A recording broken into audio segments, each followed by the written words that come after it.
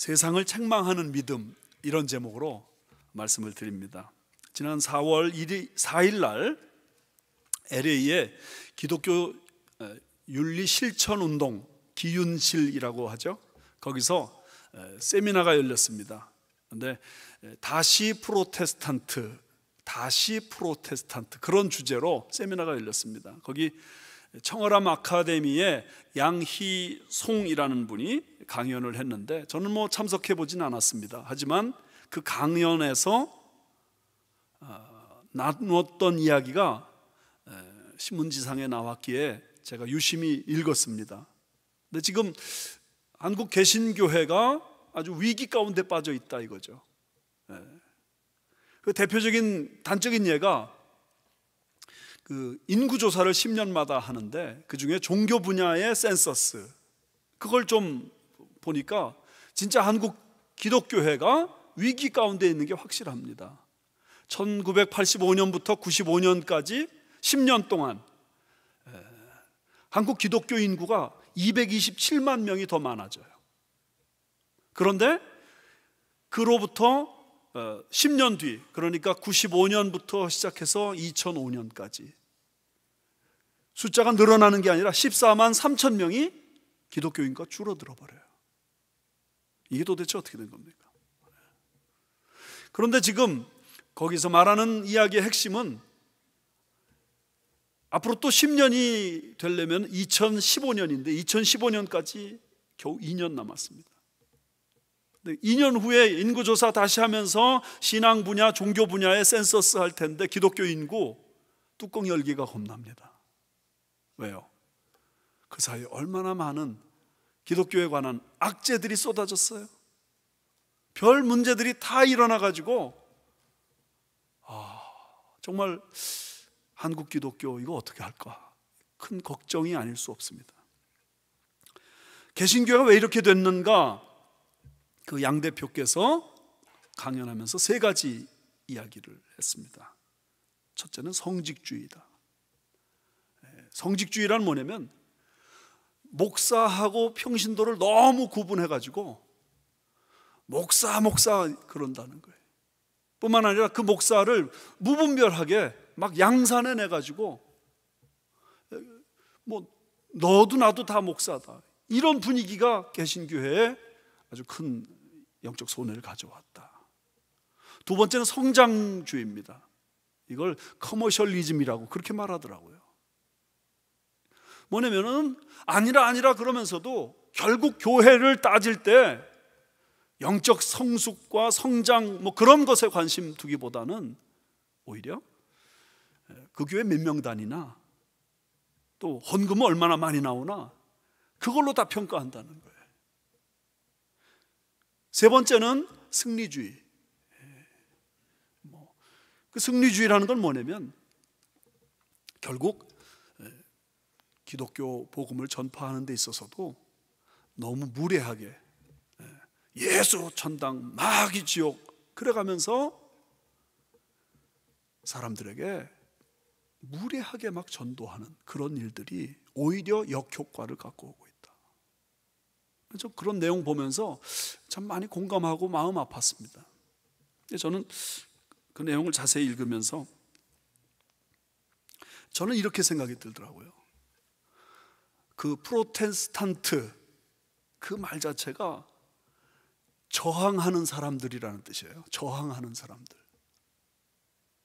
저는 거기에 문제의 핵심이 있다, 그 생각이 좀 들더라고요. 왜 프로테스탄트 저항하는 사람들이라는 그 명칭이 생겼냐면 카톨릭의 잘못된 권위에 대한 저항, 이게 기독교의 출발점, 개신교의 출발점이거든요. 그래서 이 개신교는 성경 말씀에 기초해서 성경 따라가는 삶을 사는 것을 원칙으로 하니까 이 세상의 힘을 저항하고 세상의 흐름을 저항하고 세속주의를 극복하고 믿음으로 나가야 되는데, 세큘라리즘을 극복해야 되는데 프로테스탄트 이 개신교회가 프로테스트 하지 않는 거예요. 저항하지 않는 거예요. 그러면서 이 세속주의에 편승하고 있고 세속주의에 동화되어 있고, 예수 믿지 않는 사람하고 믿는 사람하고 차이가 뭐냐 이거예요. 청문회 해보니까 뭐 믿는 사람이나 안 믿는 사람이나 다 걸리고, 부정 들추고 부패 들추면 믿는 사람이나 안 믿는 사람 다 나오고, 예수 믿지 않는 사람들이 세상 얼마나 사랑합니까? 그런데 예수 믿는 사람들도 너무 사랑하는 거예요. 너무 사랑해서 껴안고, 너무 사랑해서 뽀뽀하고, 너무 사랑해서 이 세상 절대로 나는 놓치지 않는다. 그러니까 신앙이 결국은 장식품인 거예요. 세상살이가 참 좋은데 그 세상살이에다가 교회 다니는 것까지 하면 품위가 넘치고 격이 있어 보이고 왠지 지성인처럼 보이고 하니까 교회 다니는 정도고 예수 믿는 정도지, 예수 믿는 사람들 마음속에, 교회 다니는 사람들 마음속에 흐르는 기본 정서라는 것이 결국 세속주의다. 오늘 거기에 교회에 문제가 있는 거 아닌가. 야고보서 1장 27절에 하나님 아버지 앞에서 정결하고 더러움이 없는 경건이 무엇인가? 그 경건이란 곧 고아와 과부를 그 환난 중에 돌보고 또 자기를 지켜 세속에 물들지 아니하는 그것이니라. 자기를 지켜야 돼요. 그리고 세속에 물들지 않게 해야 돼요. 그런데 세속에 푹 빠져가지고 껴안고 사는 거예요. 세속에 푹 빠져가지고 즐기고 있는 거예요. 이거 잃어버릴까봐, 모든 걸 다 놓치고 이거 잃어버릴까봐 움직이고 있는 거예요. 그러니 안 믿는 세상 사람들이 볼 때는 나나 너나, 교회 다닌다고 하는 너희나, 예수 믿는다고 떠드는 너희나, 그냥 솔직하게 세상 속에 살고 있는 우리나 뭐가 다르냐, 이 문제 아닌가 싶습니다. 세상이 많이 발전했죠? 굉장히 발전했죠? 10년 전에 스마트폰 속에 이렇게 온 세상의 정보가 다 들어갈 거라고 누가 그렇게 상상했겠습니까? 스마트폰만 열면 온 세상의 정보가 다 들어가 있어요. 대단한 세상을 살고 있습니다. 문명이 발전하고 문화가 발전하고 대단한 발전을 일으켰는데, 그렇다면 영적인 측면에서 사람도 발전하는가? 아니요. 그거는 2000년 전이나 지금이나 똑같아요. 창세기 1장에 2장에 3장에 나오는 사람의 모습하고 지금의 사람의 모습이 똑같아요. 인간의 본질, 죄인, 하나도 나아지는 게 없어요. 아니, 오히려 더 나빠지고 있어요.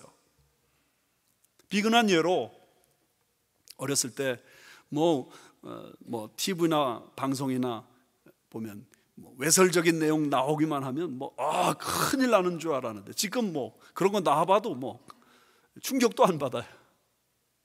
동성애 문제, 옛날에 그렇게 아주 숨겨야 될 죄였고 부끄러운 일이었는데, 이제는 그 부끄러워해야 될 사람들이 드러내놓고, 그래서 정상이 비정상을 이기는 게 아니라 비정상이 정상을 잠식해가지고, 이제는 정상을 이야기하면 공격받고 비난받고, 그래서 이 사회에서 존재하기도 어려운 그런 세상이 되고 있어요. 그러니 인간의 본질, 죄악되고, 여러분, 우리가 얼마나 죄인인지 이것을 한순간도 잊어서는 안 됩니다. 그런 가운데 우리 예수 믿는 하나님의 백성들이 이 땅을 살고 있는 거예요. 여기서 어떻게 살아야 되는가?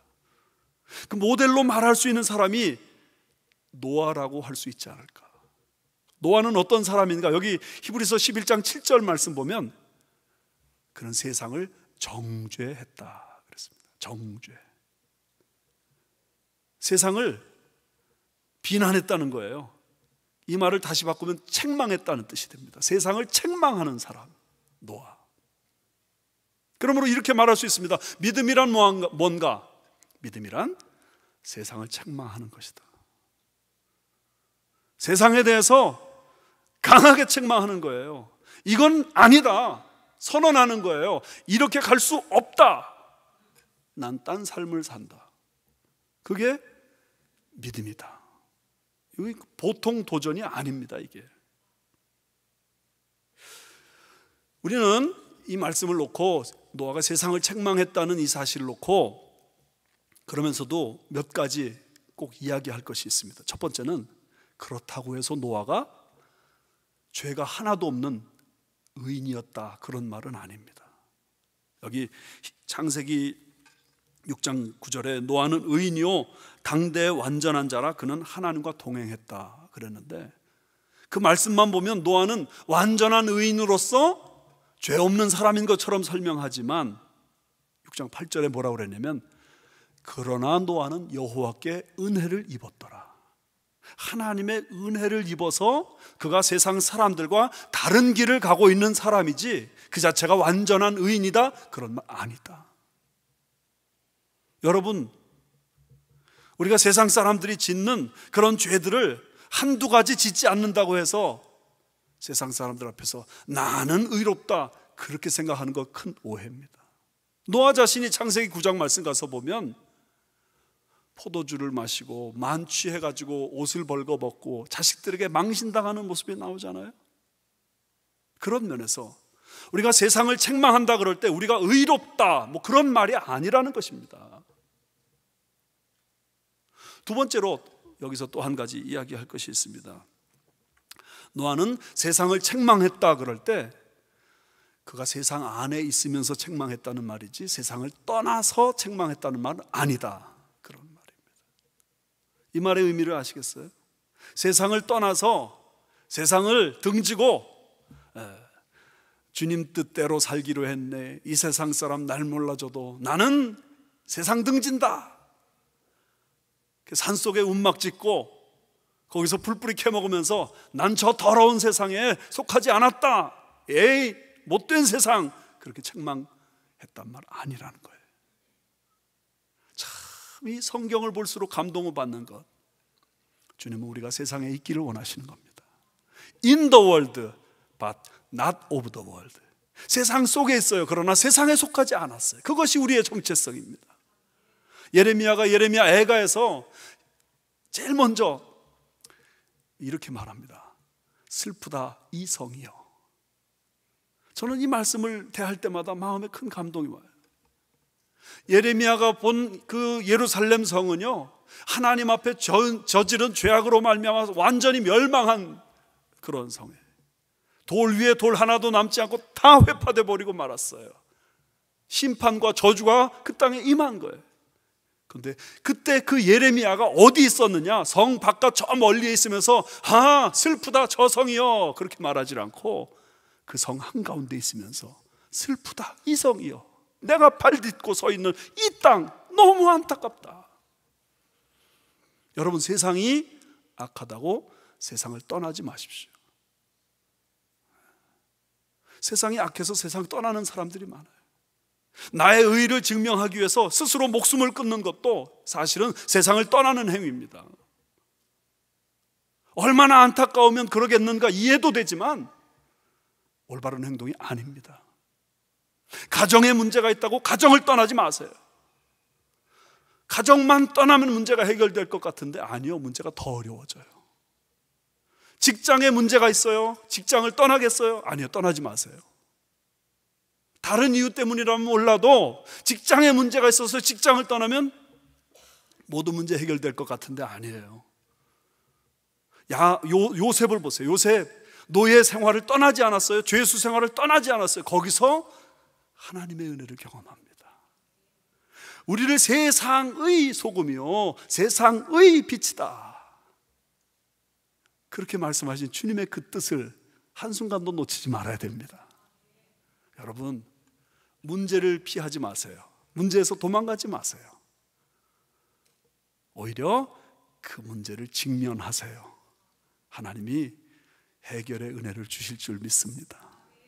세 번째는 노아는 세상을 책망했지 세상의 사람들을 책망하지 않았다. 이것도 중요합니다. 성경에서 세상이라고 말할 때 세 가지 개념이 있습니다. 첫 번째는 하나님이 창조하신 이 땅, 이게 세상입니다. 두 번째는 이 땅에 사는 사람들, 이게 세상입니다. 요한복음 3장 16절, 하나님이 세상을 이처럼 사랑하사 그 세상은 사람이에요, 사람. 근데 지금 노아가 세상을 책망했다 할 때 그 세상은 사람이 아니에요. 그러면 노아가 말하는 이 세상은 뭐냐? 세 번째입니다. 하나님에게 반역하는, 사탄의 지배받는 그런 영역을 말하는 거예요. 지금 노아가 비판하고 노아가 책망한 것이 바로 그 사탄에게 지배받는 그 영역에 대한 책망이지 사람에 대한 책망이 아니라는 거예요. 여러분, 사람은 하나님의 형상을 가진 존재입니다. 아무리 못나 보여도, 아무리 부족해 보여도 사람은 하나님의 형상을 가지고 있어요. 그러므로 사람을 함부로 책망하면 그 책임을 면하기 어렵습니다. 모세가 이스라엘 백성들이 물이 없다고 불평하니까 모세의 인내가 한계에 다다랐어요. 그래가지고 민수기 20장 말씀 보면 이 패역한 물이여, 우리가 너희를 위하여 물을 내랴. 이 패역한 물이여, 다른 성경에 이 반역한 무리들이여, 사람들을 향해서 책망을 했어요. 그랬는데 그 결과 그는 가나안 땅에, 그렇게도 사모하는 가나안 땅에 들어가지 못해요. 시편 106편 33절의 말씀 보면 그때 그 모세가 그렇게 말한 것, 그렇게 책망한 것에 대해서 이렇게 평가합니다. 모세가 그의 입술로 망령되이 말하였음이로다. 여러분, 사람을 책망하지 마세요. 하나님이 특별한 어떤 메시지를 주는 게 아니면 사람을 책망하지 마세요. 자, 여기서 사람을 책망한다는 그 말은 정죄한다는 말이에요. 사람을 비난한다는 말이에요. 이번 4월 3일 날 한국의 그 유명한 대도 조세형 씨가 체포됐습니다. 그 사람이 대도라고 불리는 것은 부자한테서 도둑질 해가지고 가난한 사람들에게 나눠주기도 했기 때문입니다. 그런데 여러분, 도둑은 도둑이에요. 그죠? 도둑은 도둑이에요. 이 사람이 수십 년 동안 감옥 들락날락하고, 어쩌면 자세히 보지 않았지만 감옥에서 산 세월이 감옥 밖에서 산 세월보다 더 많을지도 몰라요. 근데 그가 또 도둑질 하다가 잡혔어요. 나이 75세. 75세인데도 도둑질을 또 했다는 게 기가 막힌 얘기죠. 그런데 더 기가 막힌 얘기는 그가 예수를 믿는다는 사실. 더 기가 막힌 사실은 그가 신학 공부를 해서 목사가 됐다는 사실. 기가 막히죠? 너무너무 기가 막히죠? 더 기가 막힌 사실은 일본에 선교하러 갔다가 거기서 또 도둑질 했다는 사실. 어떻게 하면 좋아요? 2004년에 일본에 선교하러 갔다가 거기서 도둑질 해가지고 걸렸단 말이에요. 그런데 기록을 보니까 2006년 걸리고 2008년 걸리고 뭐 또 걸리고 또 걸리고, 그러다가 이번에 또 걸렸어. 왜 도둑질 했는가 물어보니까 그가 운영하고 있는 선교회 사무실 보증금이 없어서. 기가 막히죠. 이런 일이 벌어질 때 사람들 다 이렇게 말할 겁니다. 하하, 저것 봐라, 기독교가 가짜라는 게 여기서 드러난 거 아니냐. 예수 믿고 변화받았어? 변화받은 게 이 모양이야? 목사라는 게 그 정도야? 그렇게 말하기 쉽죠. 조세영 씨 자신이 그렇게 말했어요. 나는 이제 기독교 신자라고 말할 자격도 없습니다. 근데 저는 그 사건 기사를 읽으면서 마음이 막 쓰리더라고요. 마음이 아파요. 왜냐하면 여러분, 조세영 씨가 왜 도둑질해요? 어려서부터 도벽이라는 그 못된 중독성 습관이 그의 몸에 깊이 뿌리 내린 사람이에요.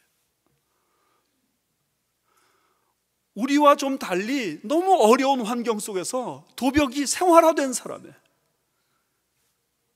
그러니 그가 예수 믿고 변화받아서 심지어 목사가 돼서 여러 교회 다니며 간증하고 그러는 가운데서도 그에게 마음속 깊은 곳에서는 그 도벽이 꿈틀꿈틀 되는 거예요.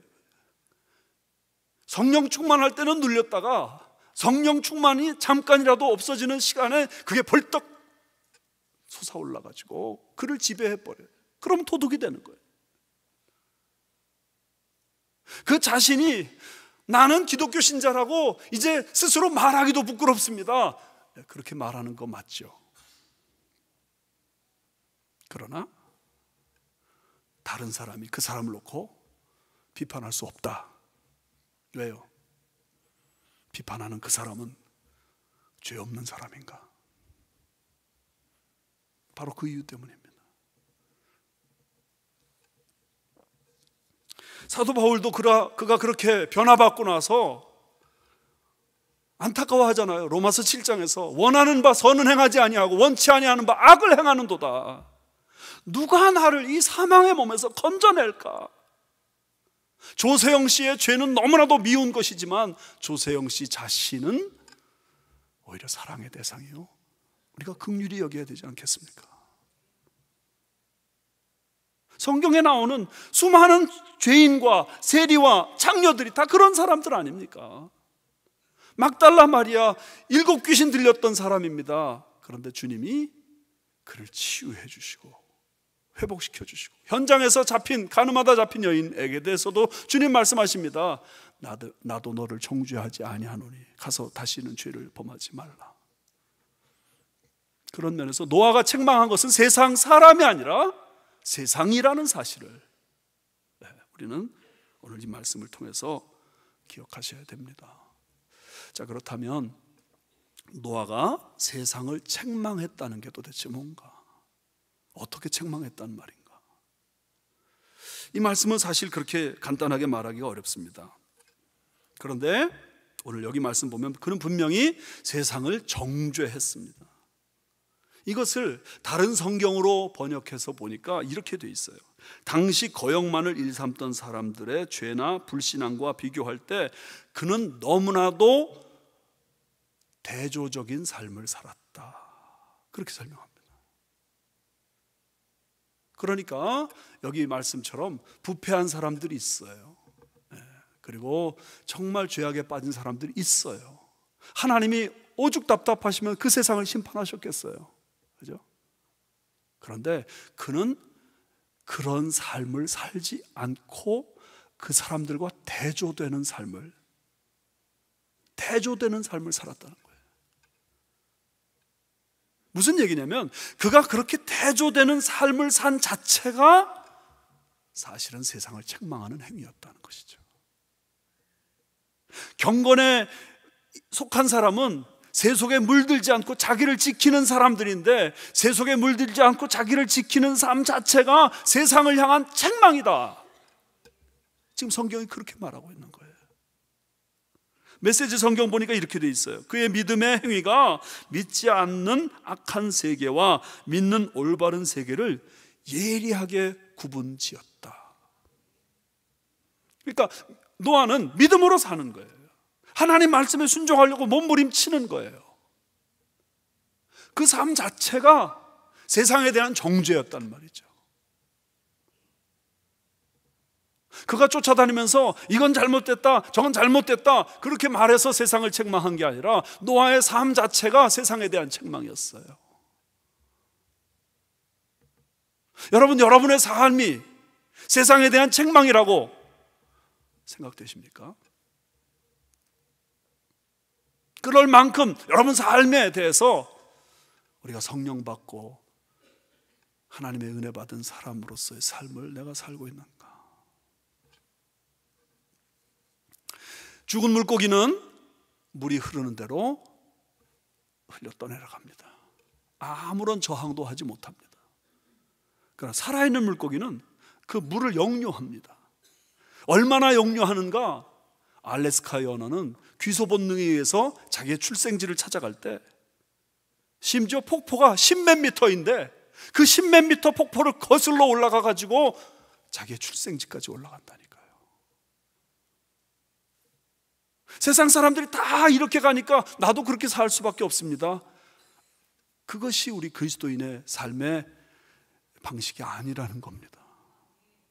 오히려 세상 사람들은 어찌하든지, 다른 사람은 어찌하든지 나 주님의 군병되어 주님과 동행하고 말씀에 순종하고 그 말씀대로 살아보려고 몸부림치는 그 노력을 기울이는 그 자체가 세상을 책망하는 행위라는 것입니다. 근데 놀랍게도 주님은 노아에게 너무 헤비한 명령을 내리세요. 너 방주를 만들어라. 네, 여러분, 이 방주가 얼마나 큰지 아세요? 길이가 135m, 폭이 23m, 높이가 14m, 축구장보다 더 큰 크기입니다. 축구장보다 더 큰데 총 면적이 10만 평방미터고요. 양을 넣는다면 15만 마리를 넣을 수 있대요. 양 250마리를 넣을 수 있는 화물 차량 600대 분량에 엄청난 거죠. 그런데 이 방주를 노아가 지으라고 명령을 받았는데 돕는 사람 있어요? 있어요. 7명 가족들. 그죠? 120년 기간 동안 그 방주를 지어야 돼. 이렇게 생각해 볼 때 사실 방주를 지으라는 이 명령은 그야말로 비상식이에요. 말도 안 되는 명령이에요. 어떻게 이렇게 큰 방주를 돕는 사람도 없이, 뭐 전문 기술이 있는 것도 아니고 그 옛날 그 나무를 잘라다가 그 크기를 만들고, 노아가 그 배 속에서 있었던 시간이 1년하고도 열흘이에요. 뱃속에서. 그러면 그 모든 그 짐승들에게 먹을 거 주면서 거기서 버텨내야 되는데 어떻게 그 일을 해요? 비상식이에요. 말도 안 돼요. 무모해요. 명령을 내려도 그저 좀 짧은 기간 동안 한 1년, 2년 열심히 할 수 있는 그 정도 분량을 주시면 몰라요. 120년 동안이에요. 기가 막히죠. 그리고 뭐 비나 한 번 내리나 비도 안 내리는데 산 꼭대기에다가 방주를 지어요. 그럴 때 세상 사람들이 얼마나 비난하고 얼마나 욕하고 얼마나 조롱하고 그러겠어요. 그런데 성경은 그런 삶 놓고서 뭐라고 말씀하시냐면 그가 의를 전파했다, 그렇게 설명해요. 베드로후서 2장 5절. 의를 전파했다. 결국은 방주를 짓는 그 일이요, 세상을 책망하는 것이고, 그것이 결국은 노아가 계속 의를 전파한 거예요. 노아가 계속 그렇게 의를 전파했는데 그 전파를 듣고 돌아온 사람이 있어요? 있어요. 7명 가족들. 그 외 아무도 없어요. 120년 동안 이렇게 비효율적인 일을, 이렇게 무모한 일을, 이렇게 외골수적인 일을 하나님 명령하시는데, 여기 6장 마지막 절 22절 말씀 보면 노아가 하나님 명령 다 준행하였더라.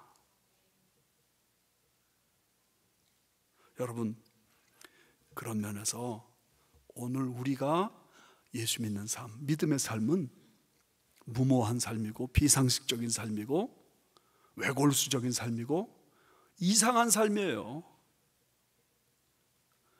다만 하나님이 기뻐하시기 때문에 그 길을 가는 거예요.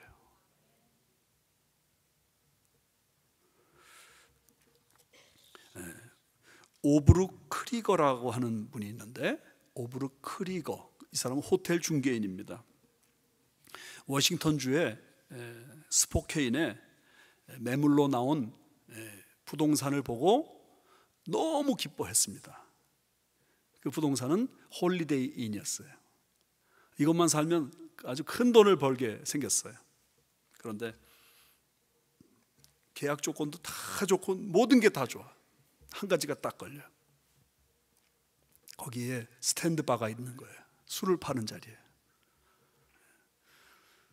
이분이 그게 마음에 걸렸습니다. 그래서 호텔 지배인을 불러가지고 이 스탠드바 없애고 딴 걸로 하자. 그러면 내가 이거 계약한다. 그랬더니 호텔 지배인이 설명합니다. 이 스탠드바가 돈 만드는 기계라는 거예요. 이게 얼마 전 얘기인지 모르니까 그 당시 10,000불을 매달 이렇게 벌어주는, 자동적으로 벌어주는 그런 아주 굉장히 그 상품성이 높은 스탠드바라는 거예요.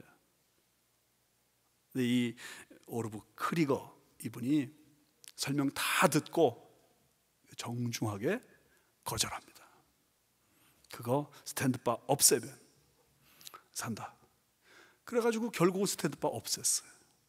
그리고 그걸 커피숍으로 만들었어요. 잘 꾸며가지고 했는데 하나님이 축복해 주셔가지고 거기서 매상이 막 올라가요. 그리고 결국은 나중에 큰 돈을 벌게 돼요. 그런데 그분이 그런 말을 해요. 믿음대로 살아야 그 믿음이 가치가 있는 거 아닙니까? 말은 그럴듯해요. 그러놓고 나서 실제로는 믿음대로 살지 않으면 그 믿음은 유슬리스, 무가치한 믿음 아니냐. 여러분, 우리의 삶이 세상을 책망한다는 사실을 잊지 마십시오. 제가 한 가지 우리 교회에서 있었던 일이 생각이 납니다. 어떤 주부가 저 플러튼 한남마켓 가가지고 쇼핑을 하는데 캐시로 2,000불을 가지고 갔대요. 어떻게 들고 가지 않을 수가 없어가지고 가지고 갔대요. 근데 이거 캐시가 아닌 것처럼 보이기 위해서 신문으로 그냥 뚫뚫뚫뚫 말아가지고 가지고 갔대요. 가지고 가서 캐시가 아닌 것처럼 보이기 위해서 카트 위에 탁 집어 던져놓고 그리고서 쇼핑을 하고 집에 돌아왔대요. 근데 집에 가서 보니까 신문지에 뚫뚫 말아놓은 그 캐시 2,000불이 생각이 나는데 없어진 거예요. 없는 거예요. 난리가 났죠. 그래가지고 너무 놀래가지고 다시 마켓 쫓아가가지고 보니까 카트가 아무것도 없는 거예요. 다 없는 거예요. 너무 당황을 해가지고 이분이 낙심을 하다가 거기 시큐리티 가드 하시는 분에게 물었대요. 혹시 여기서 신문 뚫뚫뚫뚫 말하는 거 못 보셨습니까? 그랬더니 그분이 이렇게 말하더래요. 봤죠.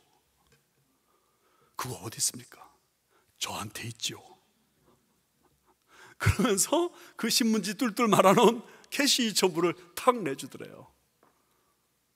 이분이 너무 놀라가지고 아니 누구신데 이렇게 해주십니까?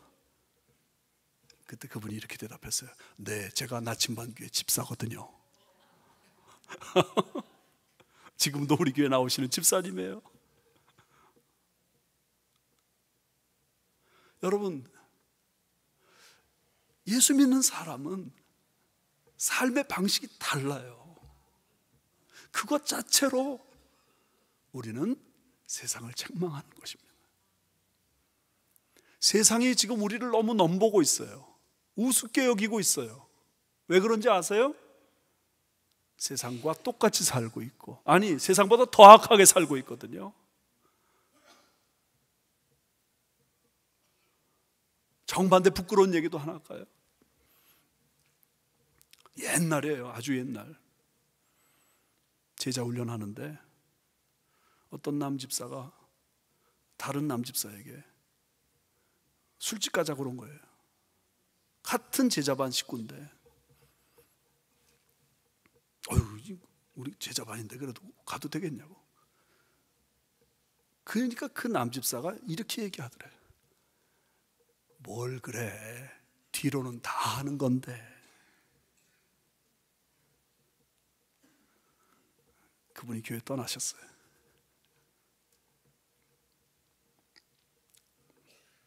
어쩜 우리가 지금 그런 삶을 살기 때문에 세상에 소금이라는 그 명예를 잃어버렸어요. 세상의 빛이라는 명예를 잃어버렸어요. 사람들이 기독교를 향해서 손가락질하고 비난하고 비평하고 욕하고 있어요. 그런데 그 욕을 먹으면서도 우리는 히히하하호호 그러고 산단 말이죠. 여러분, 남을 정죄하지 마세요. 남 비판하지 마세요. 책망하지 마세요. 제가 늘 마음속에 품는 말씀, 디모데 전서 2장 이런 말씀이 있습니다. 다른 사람의 죄에 간섭하지 말며. 디모데전서 5장 22절이네요. 다른 사람의 죄에 간섭하지 말며. 이걸 제가 제 버전으로 번역해 볼까요? 다른 사람의 죄에 간섭하지 말며. 제 버전은 이겁니다. 너나 잘해. 너나 잘해. 너나 잘해. 제가 생각할 때 우리 기독교인들이 이 말씀을 붙잡아야 돼요. 또 하나 굳이 붙잡는다면 이런 말 있습니다. 내 탓이요. 내 탓이요. 너나 잘해. 그리고 내 탓이요. 내가 변화되면 그걸로 의가 전파되는 줄 믿습니다. 그리고 내가 변화되면 그걸로 오늘 세상이 책망되는 겁니다. 그러면서도 우리가 또 하나 놓치지 말아야 될 것이 있습니다. 우리가 세상을 책망한다고 해서 세상이 금방 변화되지 않는다는 사실. 노아가 의를 전파했더니 동네 사람 다 믿었더라 그러지 않잖아요. 아무도 안 믿어요. 우리가 하나님 말씀 따라 살고 우리 하나님 기쁘시게 하고 하나님께 순종한다고 해가지고 금방 모든 열매가 나타나고 금방 변화가 일어나고 금방 엄청난 기적이 축복이 나타나고 그렇지 않다는 거예요. 내가 11조를 내는 그 다음 달부터 하나님이 창고에 부을 것이 없도록 쌓아주시고 넘치게 해주시는가? 제가 해보니까 아니던데요. 그래도 그 길을 가는 거예요. 내가 순교의 삶을 살고 정말 손해보고 그러면 세상 사람들이 깜짝 놀래가지고 세상이 뒤집어질 것 같은데 아니에요. 순교의 길을 걸어가면 그냥 나만 죽을 뿐이에요. 그래도 그 길을 가는 것이 세상을 책망하는 그리스도인의 모습이라는 거죠. 또 한 가지 기억할 것이 있습니다. 여기 11장 7절 말씀에 믿음을 따르는 의의 상속자가 되었느니라. 무슨 뜻이냐면 노아가 믿음을 따라가잖아요. 그리고 세상을 책망하잖아요. 그러니까 결국 그 뒤를 쫓아가는 다른 수많은 사람들이 일어난다. 그런 말씀입니다. 히브리서 11장 1절에 믿음의 사람들이 구름대와 같이 허다한 증인으로 일어난다고 그러셨어요. 그러므로 믿음의 길을 걸어가고 세상을 책망하는 삶이 기본적으로 외로운 삶인 것은 사실이지만, 그러나 진짜 외로운 삶은 아닙니다. 고개를 돌려보세요. 여기 지금 얼마나 많은 사람들이 이 자리에 앉아서 이 말씀을 받고 있나요? 외롭지 않습니다. 주님을 쫓아가는 길, 사명의 길 외롭지 않습니다. 하나님이 함께 해주시고 믿음의 동역자들이 있고 외롭지 않습니다. 그러므로 여러분, 어려운 가운데서도 내가 세상을 책망하기 위해서 세상과 별다른 삶을 사는 것을 포기하지 마시기를 주님의 이름으로 축원합니다.